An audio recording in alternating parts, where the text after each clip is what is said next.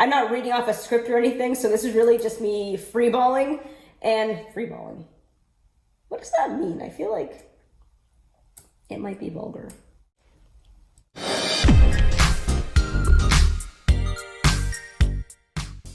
Hi, it's Amanda. Welcome to my channel. If you've seen my video on barriers to a quick twist out, you know I've been experimenting with the most efficient way of installing twists.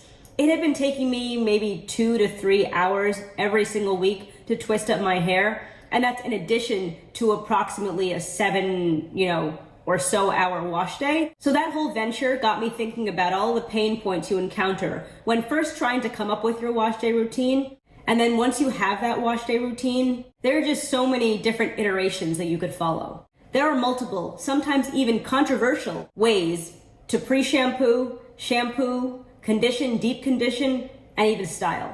So in this beginner-friendly new series, I'm going to walk through all of the methods that I am aware of for carrying out each step of the wash day. Food for thought. In this video, I'm going to be walking through the options for pre-shampoo and shampoo, or pre-shampoo and co-wash, depending on which camp you're in. To prepoo or not to prepoo? And if yes, then with what? Oil. The purpose of an oil prepoo, from my understanding, is that you use it to coat the strands of your hair. And that is supposed to provide some kind of a protective barrier against what could be harsh cleansing ingredients in your shampoo. I don't use harsh ingredients in my shampoo. A lot of shampoos are relatively stripping, so they are removing some of the natural oils in your hair and therefore drying out your hair. And on the other hand, are clarifying shampoo, where their entire purpose is to strip your hair of its natural oils, give your hair a clean start or refresh. So the choices for an oil prepoo. Apply the oil hot. You can do this by sitting it in boiling water, or sitting it out in the sun, or however you want to do it, except don't put your oil in the microwave because it can create hot spots and you can potentially burn yourself. Or apply the oil at room temperature and then go work out.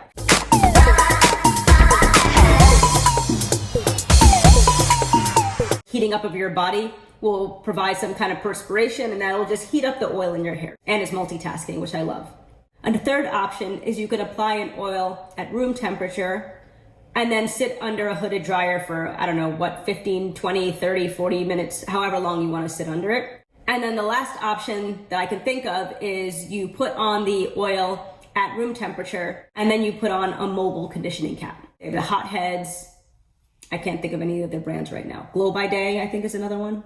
Once you apply the oil, there's also the question of how long should you keep it in your hair. I don't think there's any guidance to keep it in your hair for less than 15 minutes. Maybe there is, but I think people tend to leave on prepoos for maybe 30 minutes on average. I tend to keep mine on for like 5 or 6 hours, but that's just because that's what works with my schedule. I apply it and then I go do work, or I go clean, or I go do laundry, or do something. I got a lot of stuff to do.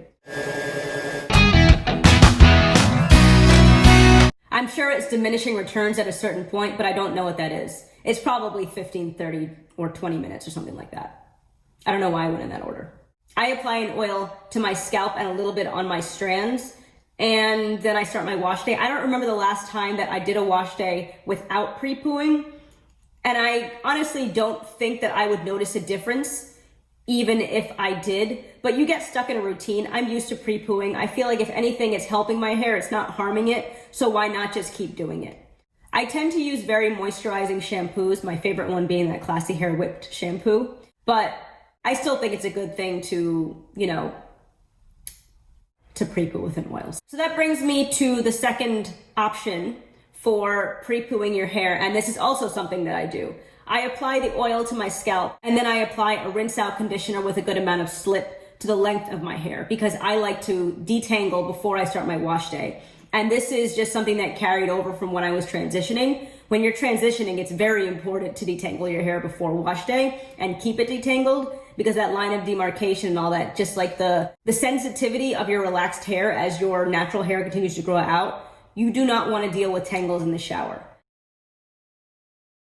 I don't use a rinse out conditioner in the shower anymore. I just use it outside of the shower as a prepoo. And it's been working very, very well for me. So yeah, there's not much more to say on this method. This is really just to detangle. and I use it as a pre-poo, so even though it's a conditioner, it's falling within the pre-poo category. Next, and the last option that I'm going to talk about is pre-pooing with an aloe plant.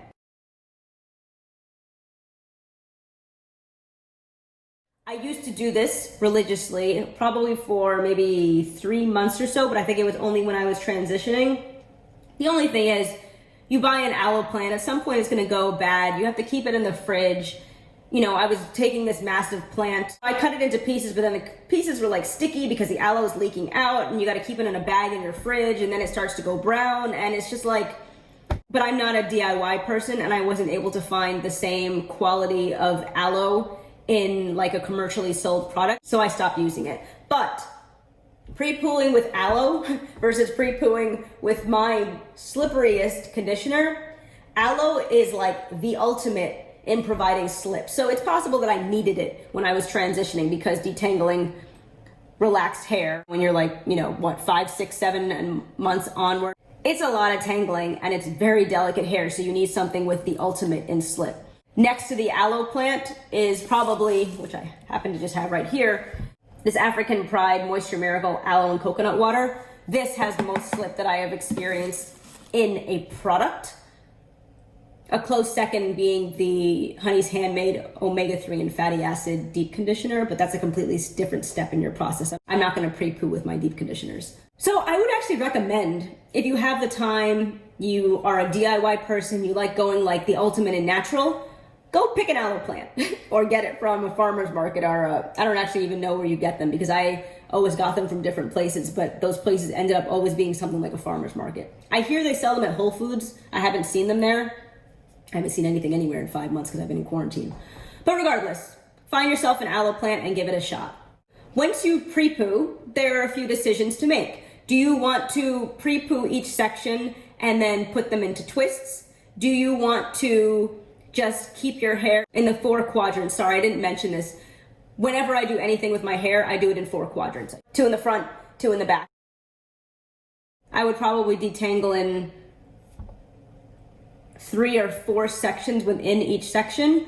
And then the decision is, once you're finished detangling, do you just leave it free floating? Do you put it in a hair tie, or do you twist it? When I was transitioning, it was very difficult to do the latter, because transitioning hair does not coil, because straight hair naturally does not coil. So I would twist it up and then it would start unraveling, and by the time I got into the shower, or as soon as water started to hit it, I would have all of this like relaxed straight hair hanging, and then I would just have like twisted roots. So that actually didn't really work all that well for me. So I started twisting it, and then I would secure it with a very small like hairband, something like these. If you're transitioning, I very much recommend that you do not just leave it out, because it will tangle up again. When I'm done detangling that entire quadrant, I'm actually just gonna wrap them up in a silk scrunchie. And that is pretty much how I start all of my wash day videos. You are ready to start shampooing.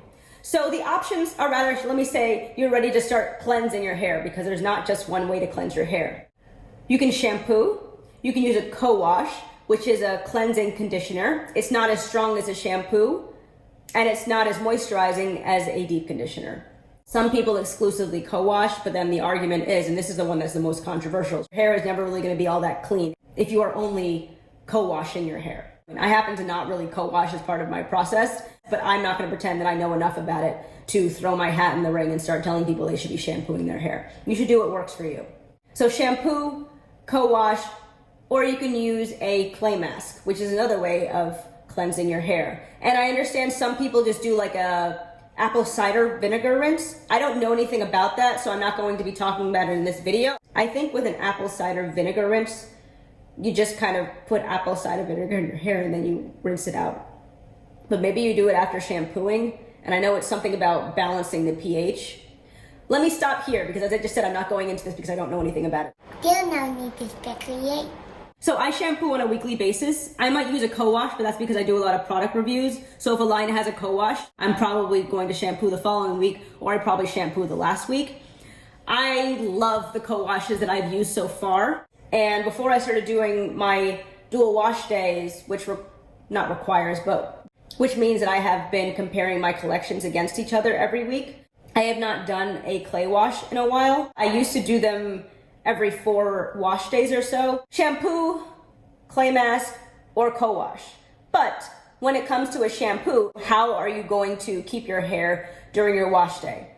If you put your hair in 4 quadrants only as part of your prepoo, are you going to shampoo each section in turn and then go back and rinse them out in turn? Or are you going to shampoo each section, rinse it out, put it back up, move on to the next, shampoo, rinse it out, put it back? That's something I struggled with when I was building my wash day routine.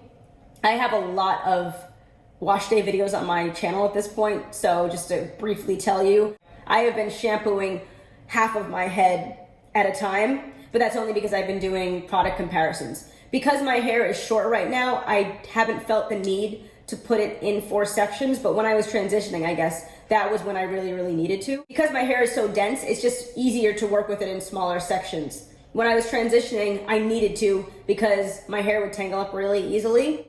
If your hair is longer, you probably need to use multiple sections. And then the other way is if you keep your hair in twists, are you going to take out the twists to clean your hair? Because if your hair is in twists, there's the argument that it's possible that the shampoo is not getting to all of your hair strands and therefore not really cleaning your hair.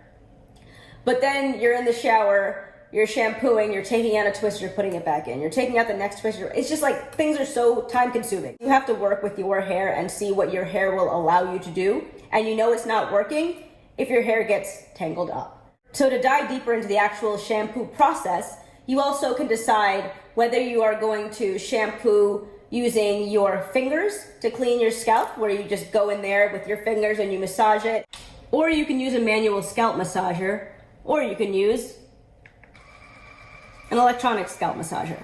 I tried this. I found it didn't get my hair as clean because my scalp was actually a little bit itchy the week that I used that. I used this in my last wash day and my scalp has been fine. And then there's also the Vanity Planet scalp massager that I know a lot of people have. I have just found that the vibration didn't really do much of anything. Okay, so this is the Vanity Planet one. I haven't used this in like a year and the battery's dead. But pretty much you press this button and it starts to vibrate.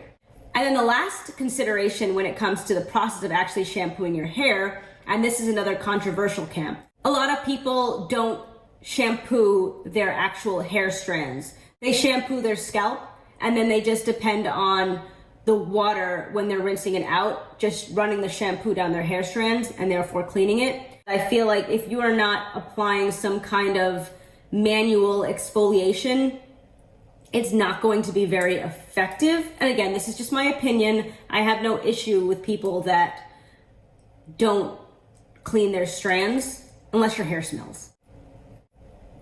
I shampoo my strands and it's not like it strips my hair so I can get away with it. Maybe some people cannot and that's why they do that. I do shampoo, as you can see, I actually shampoo my strands a lot. It's like so sudsy. Should I put this back in the bottle? Are you going to be a person that shampoos your scalp only, or are you going to shampoo both? And also, another question is, are you going to shampoo once or are you going to shampoo twice? Some shampoos recommend that you shampoo twice, others don't. I don't know if it's because the formulation requires for some products that you do it twice, or maybe that's just, in their opinion that you're supposed to shampoo your hair twice. The shampoo I used in my last wash day was the Mayel Mongongo Oil Exfoliating Shampoo. That one advises leave it on for 2 minutes and shampoo twice. So that one is very high maintenance, but I actually like it. It's a good shampoo for my hair. Those are just some things to consider when you're building your wash day routine. I apologize if I forgot anything. I'm not reading off a script or anything, so this is really just me freeballing. And freeballing. What does that mean? I feel like it might be vulgar. So comment below. Let me know what your shampoo routine is. Let me know if I've forgotten anything in the list that I have given, or if I just left out, another big consideration. I'm interested to know what other people do, if it's time consuming or if they find it efficient, or, I'm always looking to improve my own processes. So if you have something that works for you, that sounds like it would work for me, I would be so excited to try it out. Thank you for watching. I hope you enjoyed this video. If you like my content, please subscribe, like, comment, and share if there's anyone you think might be interested in this video. And on the next screen coming up, I'm gonna have 2 videos queued up for you to watch next. Have a nice day.